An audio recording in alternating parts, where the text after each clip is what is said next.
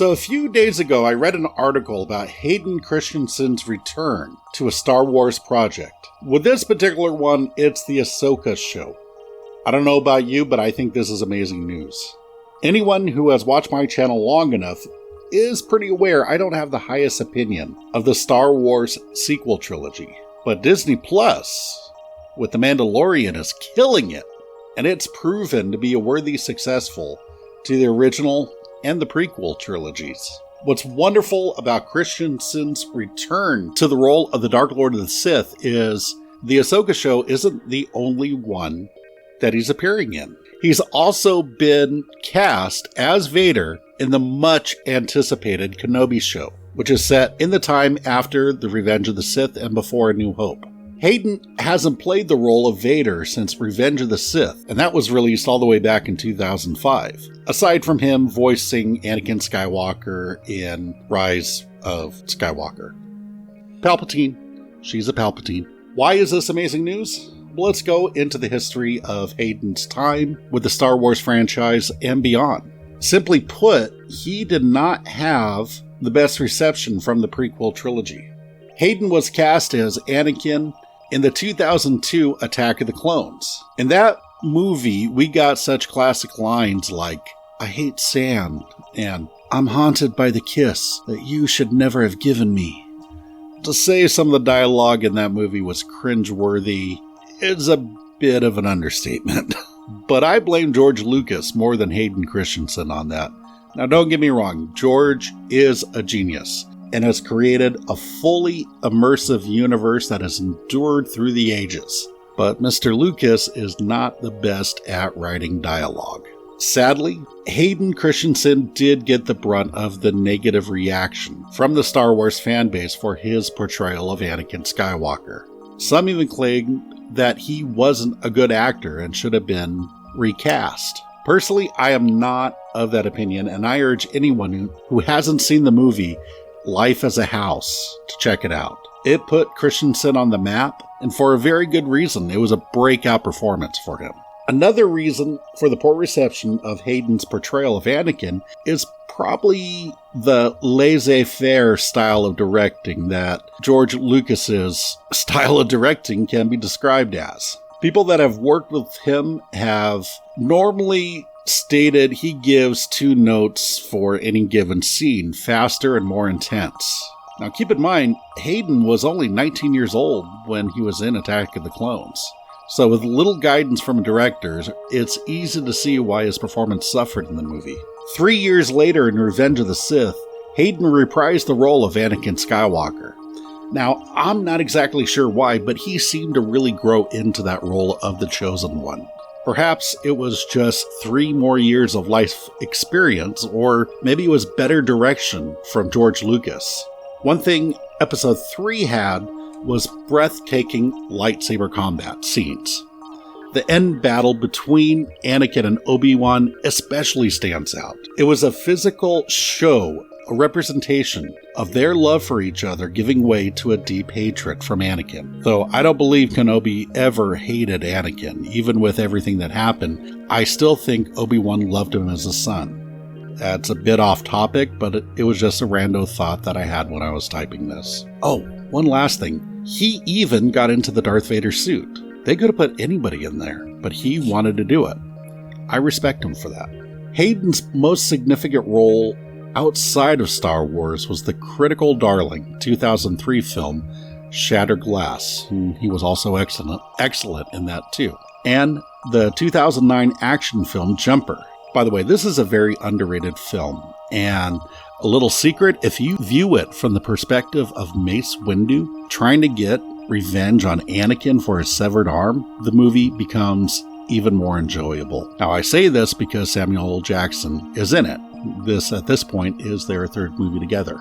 From there, Hayden ends up taking roles on a much smaller in scale movie types, like Virgin Territory, The Decimeron, Takers, and the 2009 Quantum Quest, a Cassini space odyssey. That was his 4th film with Samuel L. Jackson. In 2013, Christensen and his brother Tove inked a deal with Glacier Films to produce numerous micro-budgeted movies. He also started making a shift to the smaller screen. Now, this last bit is from the fan-cited website.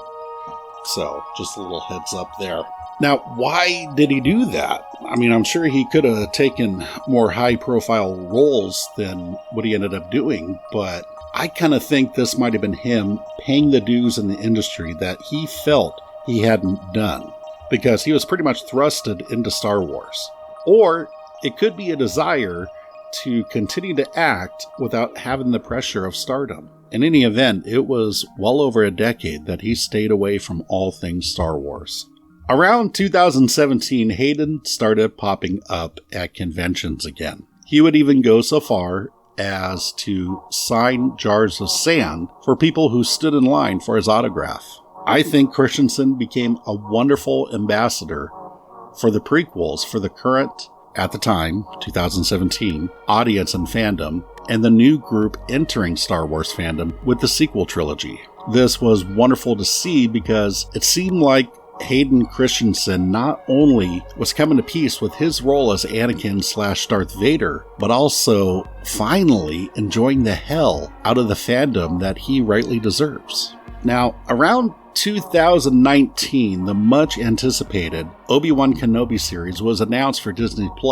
This would mark the return of Ewan McGregor as the title role. Due to writing conflicts and later COVID concerns, the project was put on hold, with many fearing that it would just be shelved. Now, luckily for us, the fans, that didn't happen. Reports from the spring of 2021 stated that Deborah Chow would be the showrunner and director, and filming would take place in the Volume, a technology pioneered by the Star Wars show The Mandalorian. But shortly before that, it was announced that Hayden Christensen would reprise the role of Darth Vader for the Kenobi show. On a personal note, I'm a little curious on how this is going to be done, since James Earl Jones voices the character. Physically, he was played by David Prowse, and a world-renowned fencer and fight choreographer, Bob Anderson. So where does that leave Christensen? I mean, I guess he could be in the suit, but you could really get anybody for that. I guess there's always a possibility of him being in an isolation chamber like in Empire Strikes Back, or a back-to-tank, but I kind of wonder if they may do like a heads-up display like in the Iron Man. Remember those? Before he started taking off the helmet all the time? I think that would be really cool, personally. Anyway, no matter how they do it, I'm sure it's going to work, and it's going to make sense for the story. I'm not really concerned about it. I just think it's going to be awesome. Now, in late October of 2021, i.e. a few days ago, it was announced that Christensen will again reprise his role as Darth Vader on the show Ahsoka. Now, for those who don't know, Ahsoka Tano was the character created for the animated Clone Wars movie and later series for the Disney Channel. Ahsoka was the Padawan learner of Anakin Skywalker, and from her introduction in the Clone Wars show, the character gained a large following. So much so that they put her in the show Rebels, and Disney Plus ended up doing another season of the Clone Wars just to finish out her story arc. Now, the Rebel show takes place roughly between episode 3 and episode 4. We finally got to see a live-action Ahsoka on season 2 of the Disney Plus show The Mandalorian. This iteration of the character was played by fan favorite Rosario Dawson. It was announced later that Ahsoka would also be getting her own Disney Plus show. What makes the news of Hayden's casting for the show really interesting is that Darth Vader is dead at this point in the storyline, and it's probable that Ms. Tano is going to be searching for Rebels character Ezra Bridger. One of the rumors is everyone's favorite blue-skinned Grand Admiral, Thrawn, will be an antagonist on the show. I doubt Ahsoka really wants to mess with the canon of the original trilogy by resurrecting Darth Vader, so I suspect Anakin or Vader scenes will be flashback.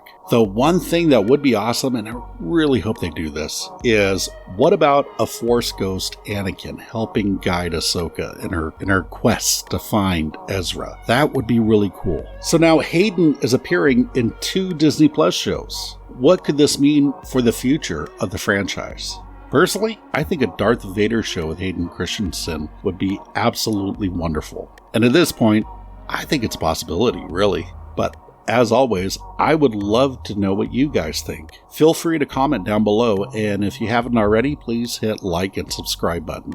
It helps with the channel, and really, it feeds my ego. That's my wife calling, by the way. One last thing while I have your attention. What subject would you like me to cover for my videos? I would like my channel to have more interactivity to them. As always, fare thee well, my friends, and take care.